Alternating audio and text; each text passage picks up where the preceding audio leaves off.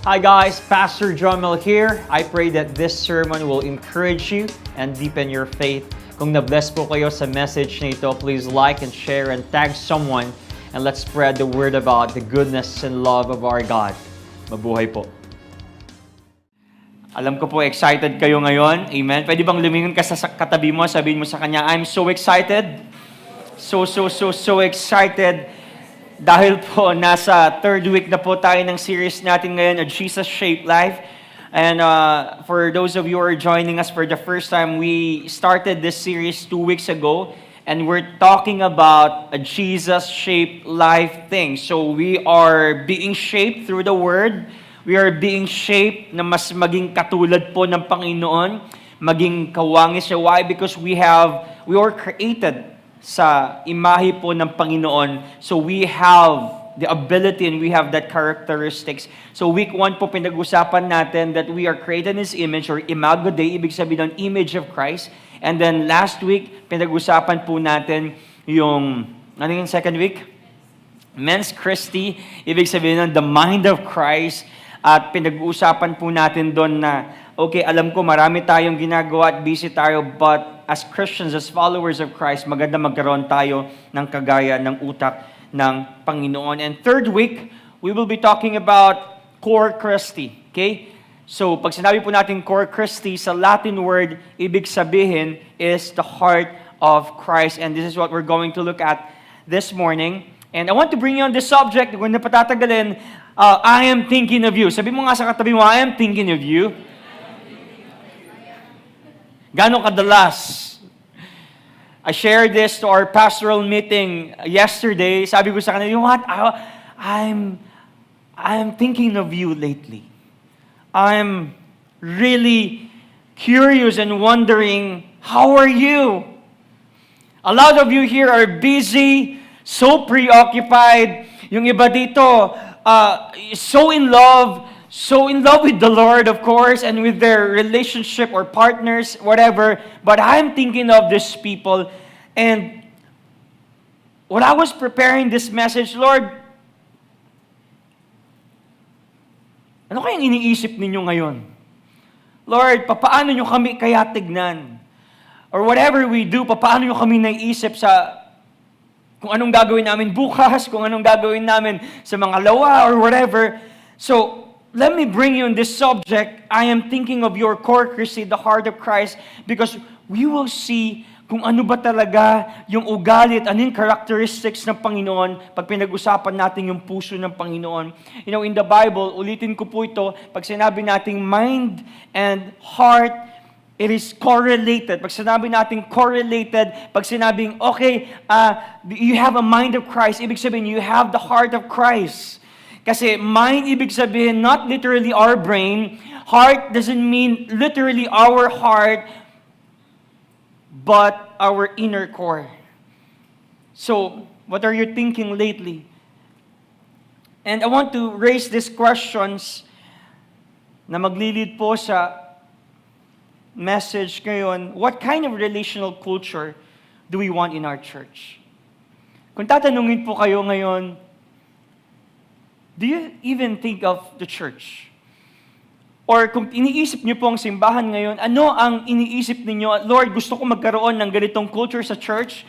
You know, I was dreaming na parang, Lord, ang pangarap ko talaga, alam niyo yun, magkakaroon ako ng 1 billion pesos. Bibili ako ng malaking lupa, magpapatayo ako ng malaking building, tapos lahat ng mga ministers doon natitira, sama-sama na kami, and we will glorify, we will worship you, and then magka-campus minister kami, and then pag-uusapan namin yung word mo every day. That's my heart. And I want to build that culture. Lord, this is my prayer. I want this culture wherein nasa church kami, sama-sama kami, walang na-offend, we are loving one another, we're thinking of other people in this community, and we will preach the gospel. And that is my dream. That if you will be asked, what is your dream sa simbahan, or maybe to your community, or maybe to your church, or maybe to your company, or maybe to your campus, I don't know. Second question I have to raise is this: what kind of relational culture do we have in our church? Magbabago na to. 2 questions. And one question will make difference. Parang, Lord, ito yung pangarap kong kultura, relationship, this is a church. Pero when we ask this, what kind of culture we have in our church? It's another way around. Lord, parang feeling ko hindi mangyayari yun kasi we're so busy. We have so many backgrounds, Lord. We're so preoccupied that hindi yata ito ma-achieve. And next question I have to ask is this: what kind of heart do we have in our church? Alam niyo po, when we're setting a culture, it's not just about principles, it's not just about traditions, it's not just about culture. Pag pinag-usapan po natin na gusto kong baguhin yung kultura dito, gusto ko po ganitong relationship, gusto ko po ganito, minsan we know the principle. We know that we have to love one another. Alam natin na kailangan natin maging humble and submit to one another. We all know these principles. At ang tanong po dito, hindi yung tradisyon, ganito kasi yung tradisyon sa church namin, ganito po kasi yung tradisyon dito sa lugar namin, ganito po kasi yung tradisyon dito sa Chinese community, sa American community, sa Filipino community. You know, loving one another and being humble does not talk about the culture or tradition. It's about the heart. What kind of heart do you have? Pumunta ka sa China, pumunta ka sa Europe, pumunta ka sa America, pumunta ka sa Pilipinas, everywhere. We're talking not about the culture or maybe the tradition. We're talking about the heart. So the question is, do you have that kind of heart like Jesus? We know the principles. Ulitin ko po, our mind and our heart are correlated, the Bible says. And this is our inner core. So we need wisdom. Lord, we desperately need wisdom. And I know, medyo gasgas na po sa atin itong word na to at madalas nating ipinag-prepare to every time na mag-exam tayo, right? Lord, give us wisdom. Lord, magkakaroon kami ng event. Lord, give us wisdom. Lord, magtitake ako ng board. Lord, give us wisdom. Lord, gusto kong magpakasal. Lord, give us wisdom. But do we really know what wisdom is all about? And I want to define wisdom. Wisdom is the ability to recognize and choose ways to live that honor God. Lift up Christ, reflect the gospel, and genuinely help others using what you know. Wisdom is the application of our knowledge. We know what love is. Sabi ni Lord, mahalin natin ang bawat isa, magpakumbaba tayo, and magsumamba tayo sa Kanya, make disciples. We know these principles. But wisdom is knowing when to apply what you know. We all know what love is. But sometimes, dahil wala po tayong wisdom, hindi natin alam kung kailan magmamahal. At hindi natin alam kung sinong mamahalin. So wisdom is the application of our knowledge. We know what love is, but because sometimes we don't have that wisdom, we don't know when to love and we don't know whom to love. Just because you know what love is doesn't mean you know when to love and whom to love. So we need wisdom in every area of our lives. Alam niyo po, ako bilang tao, bilang pastor, bilang counselor sa school, bilang asawa, bilang citizen, bilang anak, bilang nag-aaral, and everything, ang dami ko pong ginagawa. For sure kayo rin. You're busy with your job, busy with your studies, busy with your occupation, busy with your relationship. We're all busy. I'm busy. You're busy. We're all preoccupied. But the question is this, Lord, anong unahin ko sa mga bagay na ito? When we talk about personal priorities, alam niyo po, sa Bible, walang nakalagay. Despite of your busyness, pagiging ama, pagiging anak, pagiging learner, pagiging preacher, pagiging citizen, pagiging kung ano, artista ka man or TikToker ka man, walang nakalagay sa Bible kung ano ang dapat unahin at kung gaano katagal mo gagawin ng isang bagay. Okay, kailangan mo mag-aral 8 hours, kailangan magligpit ka ng higaan mo for 30 minutes, kailangan mag-relationship ka, kausapin mo yung asawa mo for 3 hours, walang nakasulat kung gaano katagal. There is no clear biblical order or how many minutes you should spend on various activities. That's why we need wisdom. And sometimes, nakakalimutan natin si Lord. Nakakalimutan natin yung mga bagay na mahalaga kasi walang wisdom, walang application. Yes, alam mo mag-ministry. Yes, alam mo mag-preach. Yes, alam mo maging asawa. Yes, alam mo mag-aral. Yes, alam mo magtrabaho. But because you don't have wisdom, you don't know how to prioritize things. Therefore, you need wisdom. Gagawin ba natin lahat ng nasa puso natin? Kasi nasa puso ko po talaga maging TikTokerist eh. Lord, nasa puso ko talaga ligawan siya eh. Lord, nasa puso ko po talaga kasi mag-PhD eh. Lord, nasa puso ko po talaga is mag-abroad at yumaman eh. But you know, wisdom helps us filter what's right and God-honoring. So personal priorities, but also parenting and pastoring. Parenting and pastoring. Alam niyo po sa Bible, soon magiging ama po kayo at magiging magulang kayo, and soon you will lead an organization, you will lead a group, you will lead an NGO, you will lead an organization, you will lead a team. But you know, as a parent, parenting demands wisdom because 95% of parenting decisions are not directly outlined in Scripture. Sa pagpapastor po, alam nyo, ang hirap magpastor. Ang hirap mag-lead. Bakit? You have to balance discipline. Lord, how can I balance being firm, being disciplined, and being loving? Lord, kailan ako magagalit at kailan ako magmamahal? Ang hirap. Lord, kailan ko pagagalitan ito? Kailan ko mamahalin ito? Lord, kailan ako magpapahinga? Kasi sobrang burden ng puso ko, Lord. I want to preach the gospel. I want to reach the campus. Lord, I want to share the good news. I want to share the grace. Lord, kailan ako mangongorek?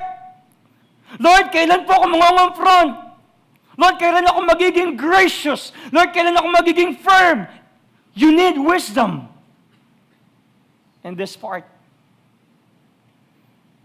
this require wisdom. Kaya po, pag wala tayong wisdom at mindset ng Panginoon at puso ng Panginoon, what happens is, everything falls apart. Therefore, you need wisdom. Politics and perspectives.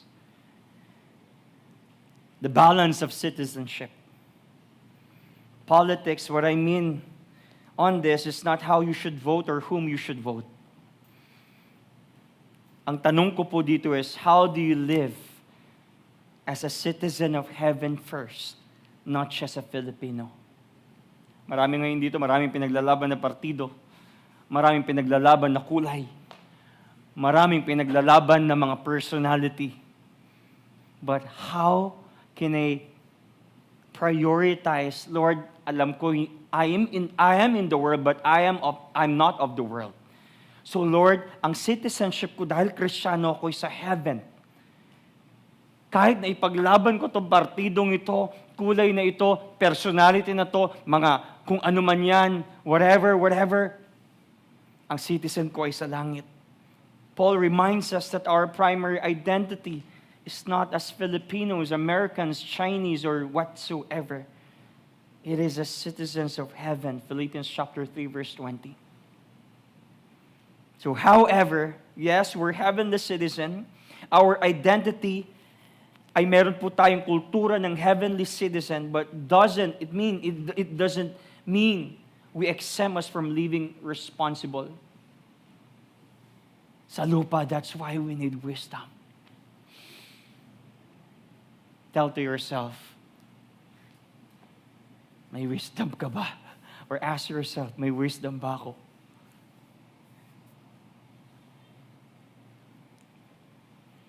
Are you there? Are you still there?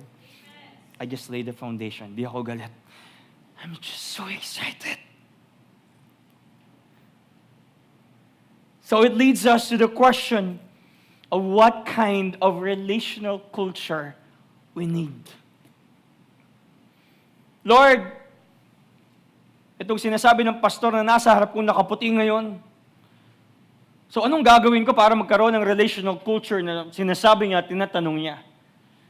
And I want to read this passage in Philippians chapter 2. I want you to open your Bible po dahil magbabasa tayo ng Bible ngayon.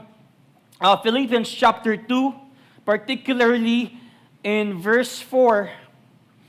Let me read it. Sabi po dito, let each of you look not only to his own interests, but also to the interests of others. We're talking about thinking of you, thinking of other people. So yung word po na interest dito, this is a broader than what we think. Because it's not just about interest, kumusta siya, how is he, how is she. Pero yung interest na binabanggit po dito, it refers even our financial affairs, our property, our family, our health, our reputation, our education, our situation, our success, our joy, our happiness, everything. So every time you look at Glenn or Pastor Jomel or Ate Kina or Kuya JP or Ate Ronalyn, do you think of their welfare? Because that's humility. We got a lot of definition of humility. Kapag humble daw, dapat tahimik. Kapag humble daw, dapat hindi sumasagot. Dapat daw hindi lumalaban. I doubt. Dahil naniniwala ako sa mind yan, minumura ka na yan. But true humility is about thinking of other people. We have this definition. Kapag maingay, mayabang. Kapag firm, mayabang.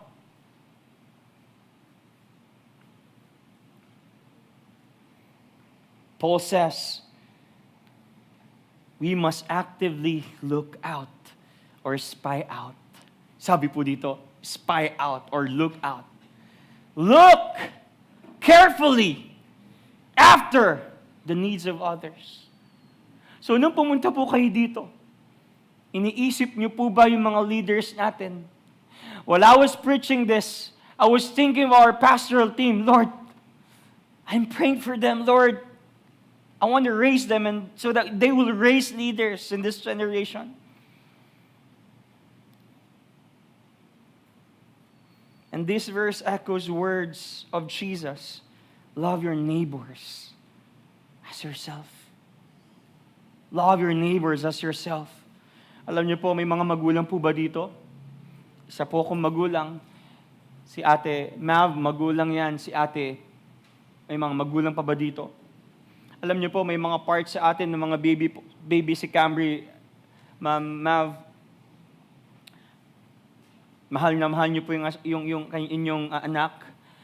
At kahit po pagod na kayo kasi puyat na kayo, pag umiyak yung si Camry at umiyak yung bata, wala kang ibang gawin kundi padedehin at alagaan siya at palitan siya ng diaper. And that is humility.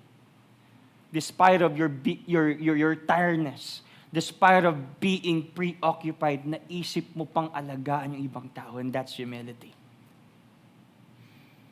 The pastors or leaders desire to take revenge due to hurt, yet he remains composed and focuses on feeding and loving his sheep.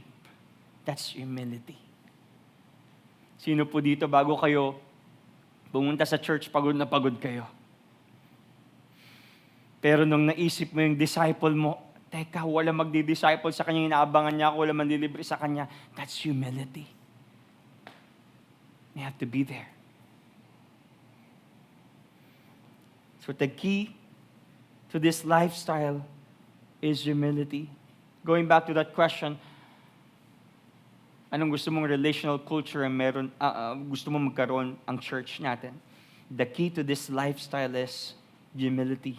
In Philippians chapter 2 verse 3, sabi po dito, do nothing from selfish ambition or conceit, but in humility, count others more significant than yourselves. At gusto ko pong sabihin sa inyo yung konteksto nitong binabasa natin, ang nagsulat po nito si Apostle Paul. At si Apostle Paul po ay wala po siya sa mall. Wala siya sa magandang hall. Si Paul ay nasa kulungan.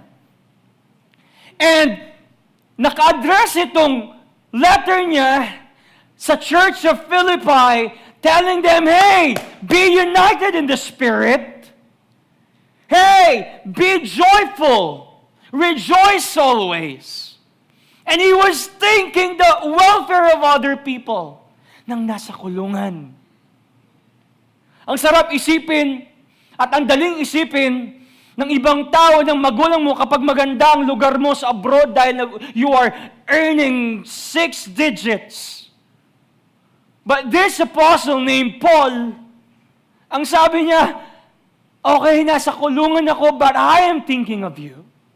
I'm tired, walang magandang higaan, madilim dito, nilalamig ako, I was bitten, but I'm thinking of you. And that's humility.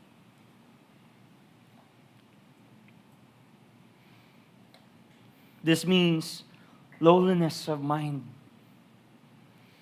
And I want you to underline the phrase because the key phrase here is count others more significant. At hindi po ibig sabihin nito, pag sinabi natin count others more significant, ay baliwala ka, or parang iniisip mo na lagi na sila ang mas magaling, wala akong kwenta. No. Hindi po ganun ang ibig sabihin nun. For example, si Ate Kina ninyo, siya ay dentista. Magaling na dentista. At wala akong alam sa pagdidentista. Ang alam ko lang ay magpapasta. Kasi sira-sira yung ngipin ko. So, magaling siya magdentista. Pagdating sa pagdidentista, lamang na lamang siya. Zero balance ako. Pero sa part naman ng pagpipreach and about theology, about ministry, I can say na mas nauunawaan ko ang pagpipreach. Pero it doesn't mean, dahil humble ako, or parang sinasabi kong humble ako, pero even though you are better than that person, sasabihin ko, hindi ako magaling, ikaw mas magaling mag-preach, that's false humility. This is humility. Ito yung sinasabi ni Paul na, count others more significant is this. You know what? Yes, I'm a better preacher than you. But you know what? You're worthy of my love and my service. At pag sa usapang pagdedentista, saludo ako sa iyo, mas magaling ka sa akin. I want to ask you this question. Deserve po ba natin mapaglingkuran ng Panginoon? Yes or no? No. Jesus didn't look at us and say, Son, Jomel D, dahil mabait ka, you deserve this. In the first place, hindi ako mabait. Hindi ako banal, hindi ako mabango, hindi ako karapat-dapat. So, I'm not worthy to be served by my God named Jesus. I'm not worthy to be saved. At sasabihin ng Panginoon, okay anak, dahil mabait ka, mabango ka, pure ka, humble ka, mamamatay ako for you. We don't deserve His death. But Jesus said, I'll serve you anyway, even though you don't deserve it. And that's humility. Because we know we don't deserve to be served by God. But Jesus said, I will serve you, Kina. I want to give you 4 examples of this heart-pounding truth in action. We have Jesus, Paul, Timothy, and Epaphroditus. So open your Bible in Philippians chapter 2. First is Jesus. So we're going to read Philippians chapter 2, verse 5 to 11. Let me read it with you. Sabi po dito sa verse 5, have this mind among yourselves, which is yours in Christ Jesus, who though he was in the form of God, did not count equality with God a thing to be grasped. Verse 7, but emptied himself by taking the form of a servant, being born in the likeness of man. Let's stop there. Alam niyo po kung anong ibig sabihin nun? May isang Diyos na creator ng universe, create ka niya, at sabi niya, okay, dahil gusto kong i-redeem yung righteousness, yung holiness sa mankind, bababa ako at magiging katulad ako ni Jomel. And that's humility. Kapiteo, gumagawa kayo ng kape. Gusto mo bang maging kape rin? Parang ganun yon. Sabi ng Panginoon, alright, magiging kape ako para makasama ko yung mga kakape ko. Sometimes, alam niyo po, marami tayong mga entitlement. Sino dito nag-drive na minsan nahuli ka? Alam niyo po, madalas kayong pumupunta sa Manila at madalas din ako mahuli. Siyempre, pag yung nagsuserve ka, shucks, di ko pala alam, dapat di pala ako lumiko doon. So, paparahin ka niya, oh my God, kamot ulo ka, wala kang magawa eh. Alang ang takasan mo, may CCTV, talagang lahat. Sir, ganito yung style ko eh. Sir, pasensya na, di kasi ako taga Manila eh. Di ko alam eh. Yun nga po, sir eh. Yun nga po ng ano nyo, ng registro nyo, tsaka ng lisensya nyo. Sir, siyempre di ko bibigay kasi pag binigay ko yun, tapos na ako eh. Sir, pasensya na kayo ah. Ngayon, may mga kaisipan tayo, may mga technique tayo. Gagamitin mo kung anong meron ka. Anong una mong gagawin?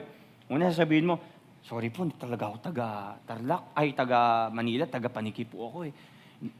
Barbaryo po ako, hindi ko po alam dito. False humility! Tagal ko sa Manila, 10 years ako dun eh. Di ba? Kamali lang talaga ako. Pangalawa, siyempre, teacher ka eh, licensed teacher ka. Pag licensed teacher, pinapakawalan nila eh. Professional teacher po ako. Gagamitin mo kung ano meron ka eh. Sir, pasensya na kayo. Opo, sir, madam, sabi niya, sir, pasensya na kayo. Teacher pala kayo. Opo, hindi gumana. Lalabas ko na yung pinaka-secret weapon ko. May isa pa akong card eh. Sir, pasensya na kayo. Pastor po ako. Yun na nga, sir, pastor pala kayo eh. Tapos sabi ko baka, napahiya ka pa. Bad trip naman ito. My point here, madalas, ginagamit natin kung ano yung meron tayo. Kapit ako kay Mayor. Ninong ko si Mayor eh. Ninong ko si Gov. Ay, uncle ko po si Senator. O, bigyan ng jacket yan. Sige. We use, most of the time, what we have. But the good thing about our God, alam niyo pong ginawa ng ating Panginoon, Jesus had legitimate entitlements as God, but chose to lay them aside.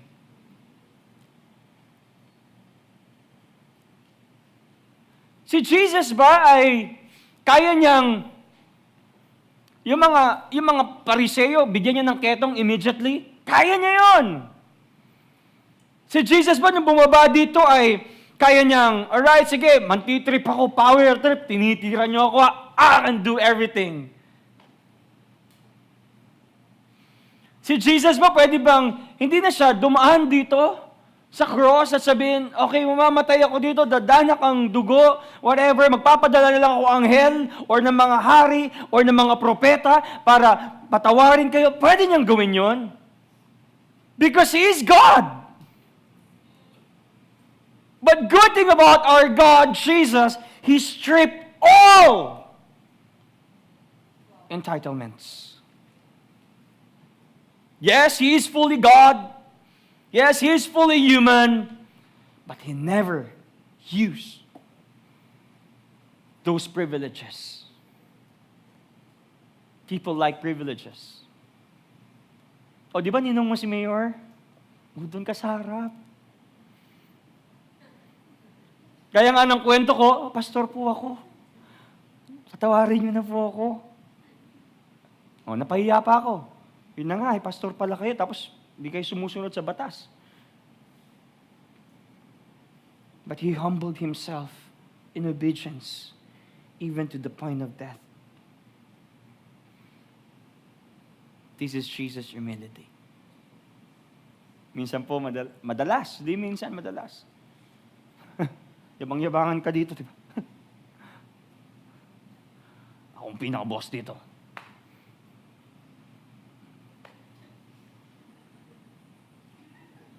Nakikita mo ako? Huwag niyo akong ginagalaw dito. Pwede sabihin ni Jesus yon? God eh. God nga, pag sinabing God, Creator of the universe.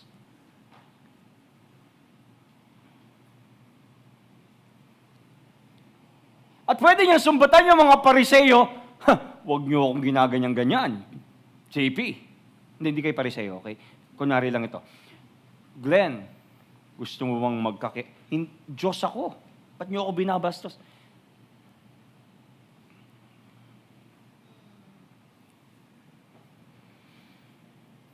In verse 8, and being found in human form, he humbled himself by becoming obedient to the point of death, even death on the cross. Therefore, God has highly exalted him and bestowed on him the name that is above every name. Look at this.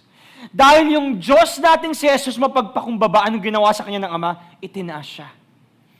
And in verse 11, and every tongue confess that Jesus Christ is Lord, to the glory of God the Father. Look at this example. Lahat ng nagpapakumbaba ay tinataas ng Panginoon. Question is, if Jesus willingly set aside his entitlements for us, how much more should we do the same for others? Alam niyo po, madalas marami tayong kinahihiya. Alam niyo mga taong nahihiya, hindi sila humble. Alam niyo bakit sila nahihiya? Kasi ma-pride sila. Kasi they're so pride enough na ayaw nilang may sabihin sa kanilang ibang tao, baka nung isipin sa kanilang ibang tao.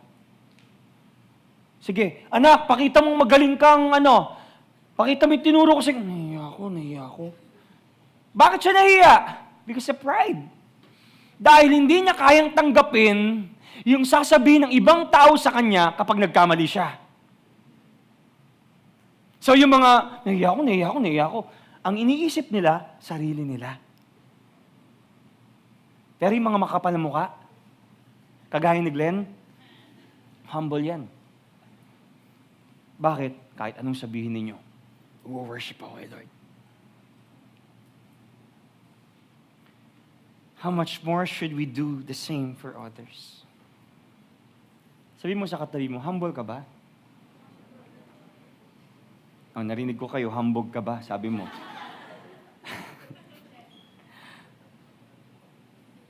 First is Jesus.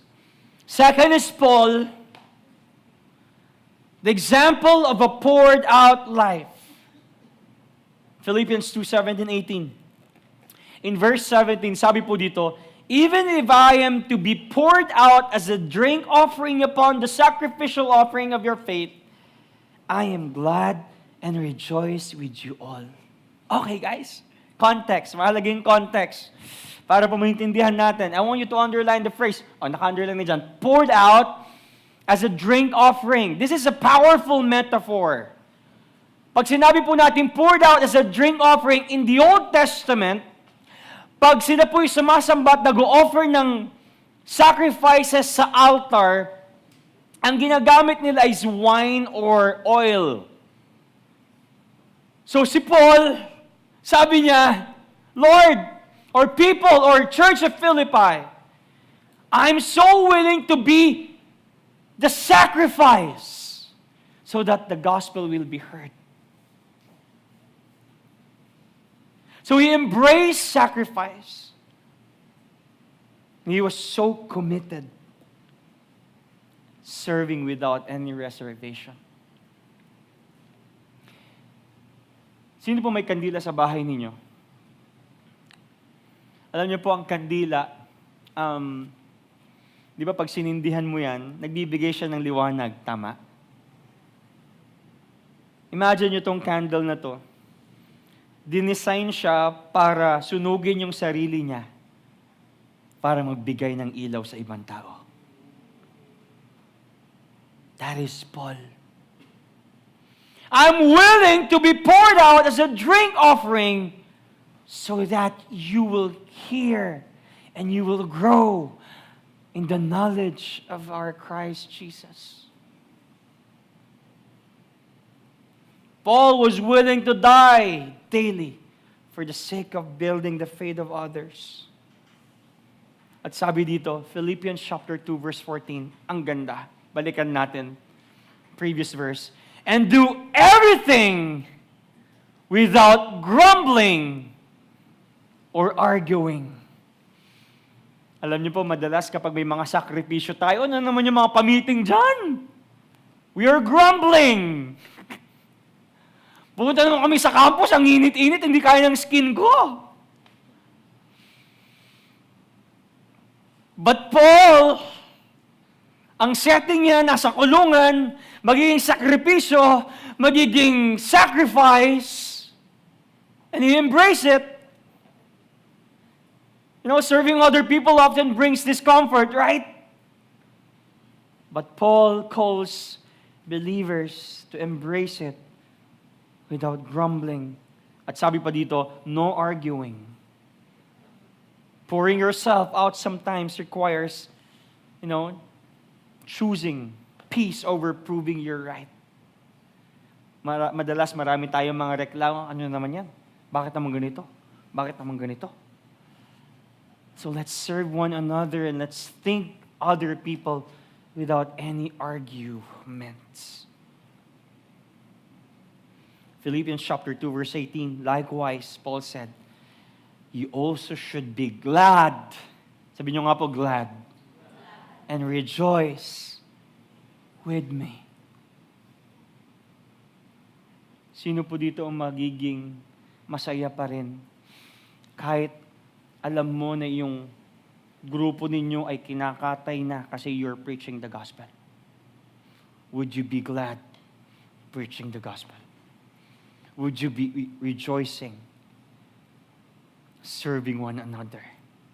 Because that's humility.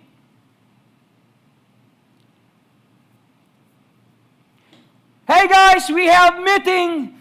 Magpupunta tayo dito, mentoring tayo. Or, guys, ang ganda ng church natin, punong-puno ng aircon, sobrang convenient, but imagine their time. No transportation. No communication.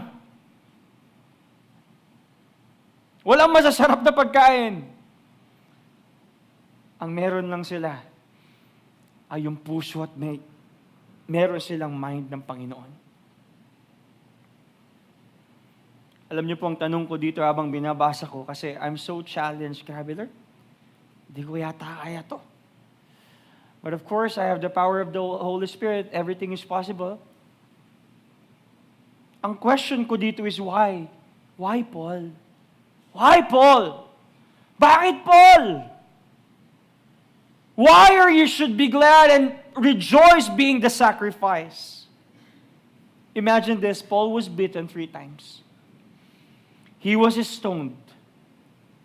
Received 100+ lashes. Experienced shipwrecked. Torn in the flesh. Attacked by Satan. Betrayed by his co-workers.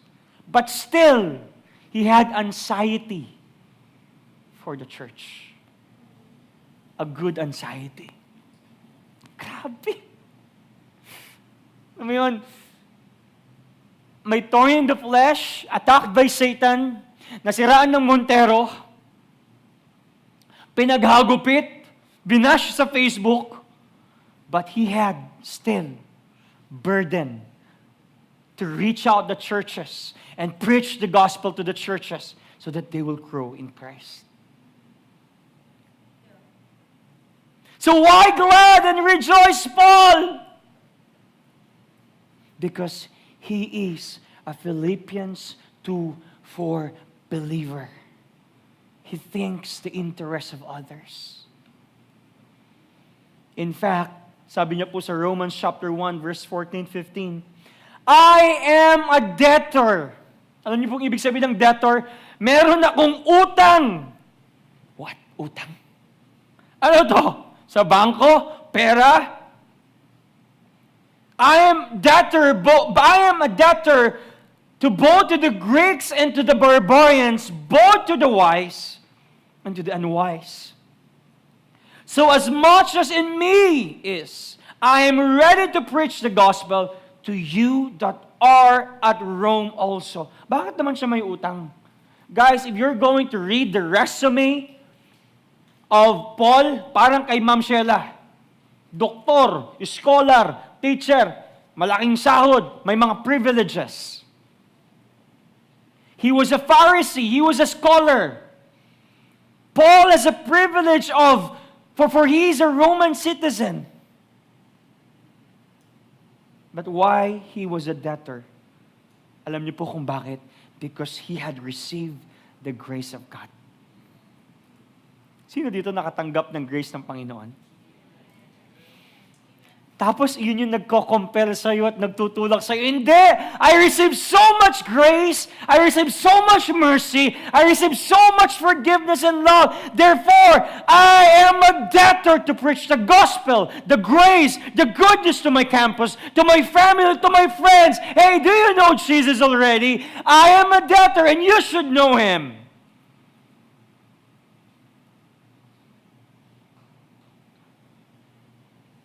There is a sense of urgency. I have to preach the grace of God, Paul said, because we owe it to Christ. We owe it to others. Why, Paul? Why, Paul? One thing I know is that the grace of God destroys entitlement. Wow! May position ako dito. Leader ako dito. At dahil leader ako, deserve kong pakainin ako dito. At bigyan ako ng allowance. At bigyan ako ng ganito. At dapat may mga ganito akong funds. Confidential man or lantad man. I deserve this. But when you understand the grace of God, it destroys and it rejects our entitlements.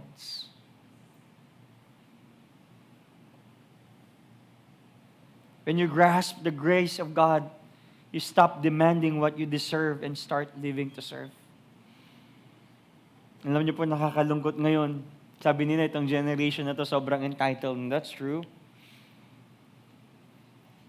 Because we don't have the idea of what Jesus has done in our lives. He was so willing to pour out His time, His energy, His emotions, His past, His resources, and even ego to build up other people.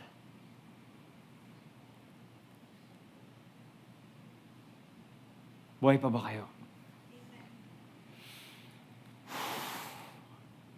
Number 3 is Timothy. The example of genuine care. Alam niyo po, pinapanalangin ko dito sa church natin. This is my dream and this is my prayer. Every day. Every single day. Lord, sana po magkaroon ng mga genuine na tao na willing mag-care sa ibang tao. Nung pumunta ka dito, ang inisip mo lang yung damit mo, sapatos mo, pamasahe mo, and then makikinig ka, wala kang katorya-torya, ano naman yung preaching niyan. But do you even care the person seated next to you? I want to pray for you. I love you, brother. How are you? How's your study? Hey bro, may allowance ka pa ba? Hey bro, kamusta ka? Kamustang relationship mo kay Lord? And I also pray that we will not take for granted the people who truly care for us. Na minsan nakakalungkot po, no? Kasi ang nakakalungkot minsan, may mga taong nangangalinga at umaalaga sa atin pero taken for granted. Bakit naman ako pina-follow up? Bakit naman ako in-encourage mag-serve? Bakit naman in-encourage mag-mentoring? Hello, it's for your own growth. It's for your own development. It's not mine. Am I just longing for attendees and audience? Okay, papakita kong magaling ako sa inyo. No, it's for you. And I pray that our leaders will never be taken for granted. Hey bro, I'm praying for you. I want to develop you. I'm encouraging you to serve, for you to serve kasi alam ko gagamitin ka ni Lord to encourage your family, your campus, your company, I don't know. I hope that our leaders and our friends here will never be taken for granted. Philippians 2:19, this is Paul commending Timothy. I hope in the Lord Jesus, look at this, to send Timothy to you. Kasi nga nakakulong si Paul soon so that I too may be cheered by news of you. In Philippians 2:20, look at this. Verse 20 yan. Sabi dito, for I have no one. This is a deeply sad statement. Paul said sa Tagalog, wala na akong kasama na katulad niya. This is so sad. Paul expresses admiration and disappointment. Alam niyo po kung bakit? Nalulungkot si Paul. Natutuwa na nalulungkot kasi sa dinami-dami ng kanyang dinisciple, sa dinami-dami ng kanyang inabot at binanalangin, bakit isa na lang ang natira? Can you imagine the burden of Paul? How many of you here, you have GCs? You're excited to express the vision. You're excited to announce. You're excited, hey guys, itong gagawin natin for the glory of God. Itong gagawin natin for discipleship. Ito yung ginawa sa akin ng Panginoon lately. I received a word from Him. And then when you chat that announcement, nobody likes it. Nobody has seen it. And they have no intention responding to it. So Paul said, I have no one like him. Imagine this. This is a sad statement. I discipled hundreds. I discipled thousands. Pero isa na lang yung natira. I have no one like him. Can you feel the burden?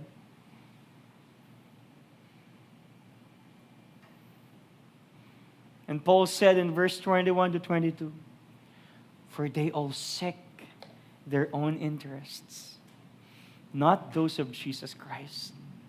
But you know, Timothy, proven word, how as a son with a father he has served with me in the gospel.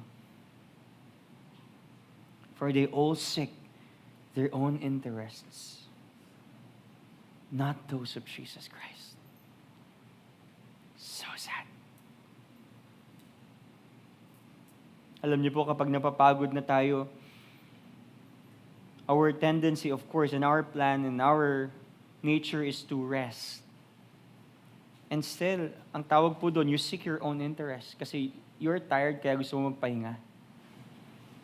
When there's a trip, 29 peso fare, or merong sale na fare papuntang Boracay, kung saan man, mag-vacation tayo.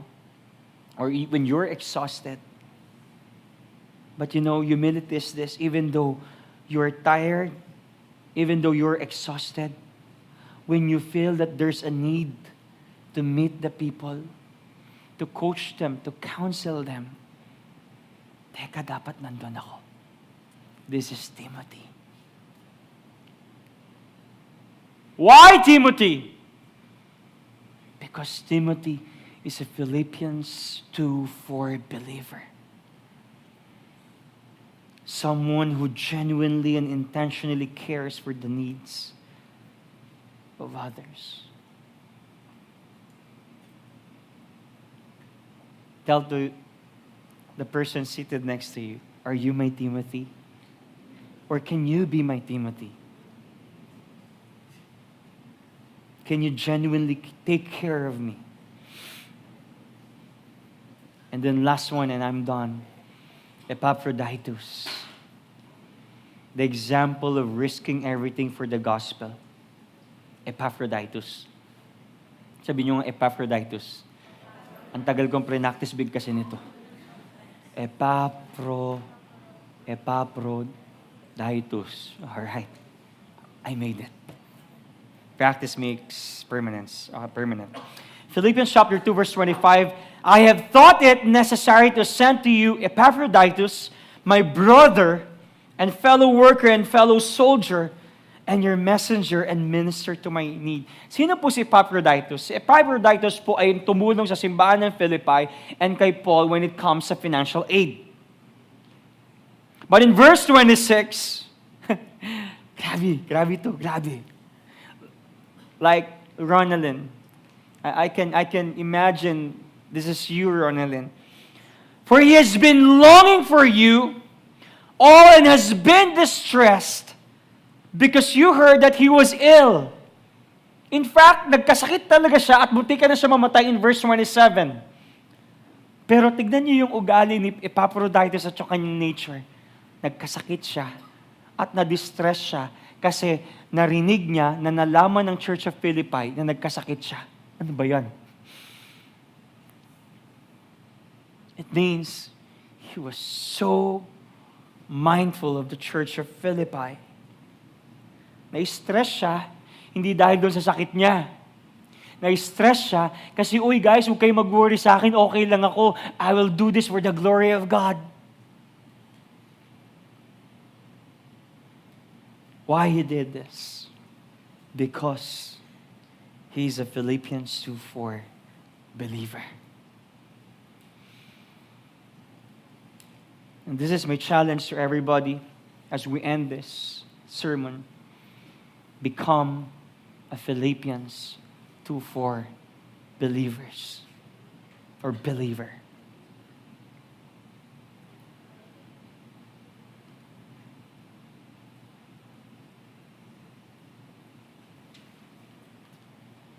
Sa mga oras pong ito, sinong iniisip ninyo? Lord, gusto kong gamitin mo ko to preach the gospel, but I want to preach the gospel to this person. Lord, I'm going to use the social media platform, Panginoon, so that the gospel will be preached, and I have the burden to reach the campus and my family. That's the heart of Christ. Alam ko po, marami sa atin dito nasaktan. Marami sa atin dito depressed. Marami sa atin dito anxious. Marami sa atin dito may utang. Marami sa atin dito may sakit. Marami po sa atin dito, nagkaaway kayo ng inyong pamilya or maybe nagkakaroon kayo ng on the rocks na relationship with your partner. Or I don't know what you're going through. But as Christians, we're called to be humble, and humility is not dwelling on what we have, not dwelling on what we're going through, but thinking of other people. Lord, I know I'm suffering with this debt. Lord, I'm suffering with this pain. Lord, with this depression, with this relationship, with this hurt. But I'm thinking of other people. That's humility. And I hope we'll be a Philippians 2:4 believer. In our home, in our workplace, in our church. So, my question is, will you commit to following these examples? Jesus set aside his entitlements. Paul sacrificed his life for the church. Timothy cared deeply for others. And Epaphroditus risked everything to serve the body of Christ. Can I invite everyone to please rise?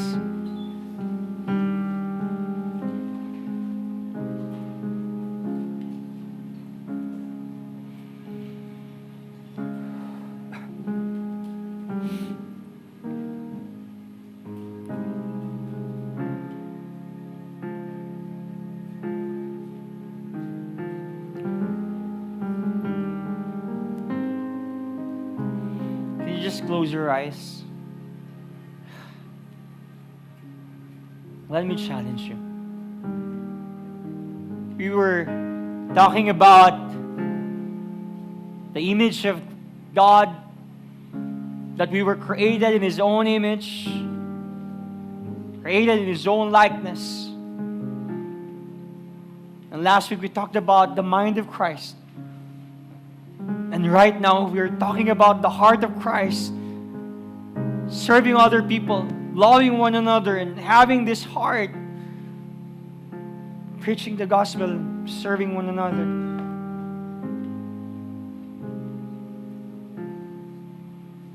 Right now, I want you to imagine there are 3 mirrors in front of you.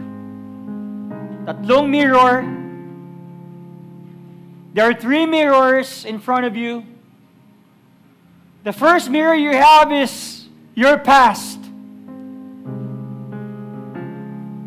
Lord, I cannot move on in life kasi po I have past trauma.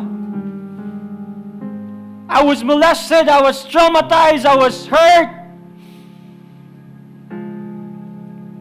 At ngayon, ito po'y pinamumuhay ko ngayon. Ngayon, hindi ako makamove on kasi iniwan ako, broken ako. That is the mirror of your past. And sometimes, that mirror shapes you, the way you act, the way you serve, the way you think, the way you move, the way you talk with other people. That is the first mirror. Second mirror you have is the mirror of the world. Who influences you? What influences you? This artist na hindi ka naman kilala. Pilit mo silang ginagaya at sinisiksik mo yung sarili mo na maging sila. Achievements, titles, pera, wrong relationships, wrong hobbies. I don't know. The world is telling you. And the last mirror you have is Jesus. You were created in His own image. Is Jesus shapes you? Is Jesus the one shapes you? So which mirror are you looking at? Your past or the world? Or the nature and character of Jesus? That Jesus, I have humility, I have love, Lord, I am loved, I have grace, because you are merciful, Panginoon. And every time you look at the mirror, Lord, sabi mo, create mo ko, nakagaya mo, not physically, but your nature, characteristics, Panginoon, traits. Yes, I have past. Yes, there is a world. But every time I look at you, Jesus, I see goodness in me. I see humility in me. I see love in me.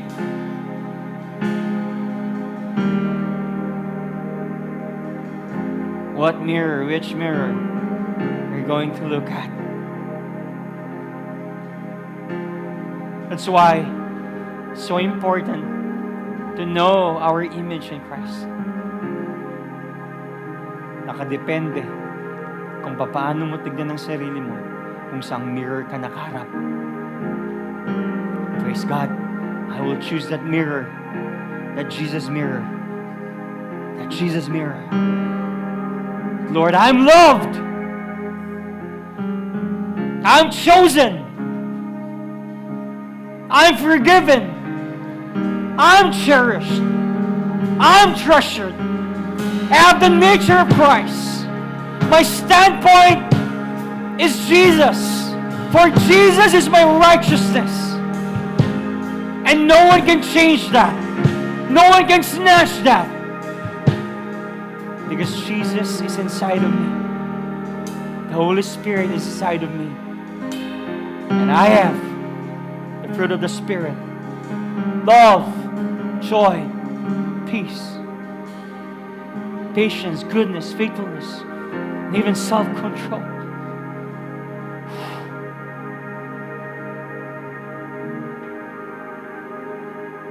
Which mirror?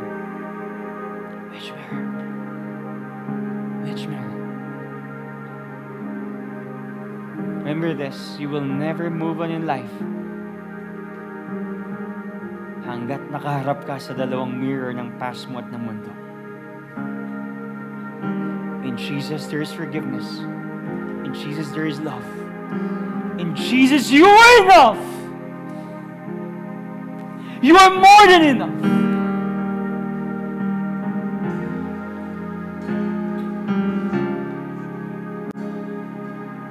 And as we are in the spirit of worship, why don't we just glorify God, worship Him in spirit and truth.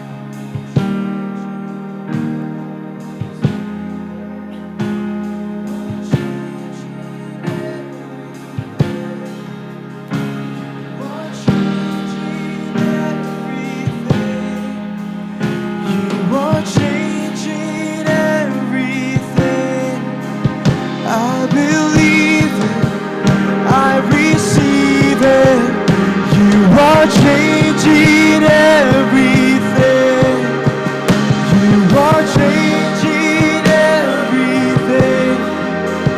You are changing everything. I believe it. I receive it. You are changing everything.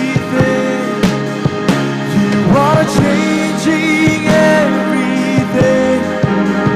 You are changing everything. I believe it. I receive it. You are changing everything. I believe it. I receive it. You are changing everything. There's no disappointment in your eyes. There is no shame. There's only pride. I am loved. Father, I'm loved by you. There is no distance in your embrace. Over and over again you say, I am loved. Father, I'm loved by you. There is no disappointment in your eyes. There is no shame. There is only pride. I am loved. Father, I'm loved by you. I am loved.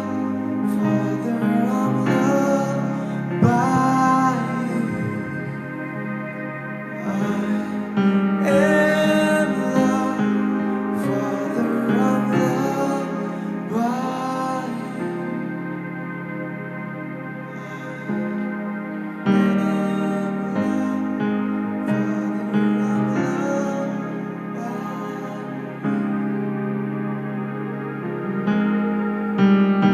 Father, thank you loving us. And it was shown through the finished work of Jesus Christ. Salamat dahil may umintindi at may nagdwell sa amin at may namatay sa cross for us. And as we end this message, we pray, God, that we will have that kind of heart of humility, the wisdom of Christ. Which one should we prioritize? And the heart to help and serve the people, not just you, Lord. Thank you so much for this time of word and reflection and revelation. Salamat po, Panginoon. Pag-uwi namin, Panginoon, we will start thinking of other people, not just our own being and not just our own welfare, but also the welfare of other people. Because we are a Philippians 2:4 believer. Salamat po, Panginoon. And right now, as we end this message, you will always be glorified. You will always be remembered. And your people. So this is our prayer. Bethany, deep and wide. Everybody would say, Amen, and amen, and amen, and amen.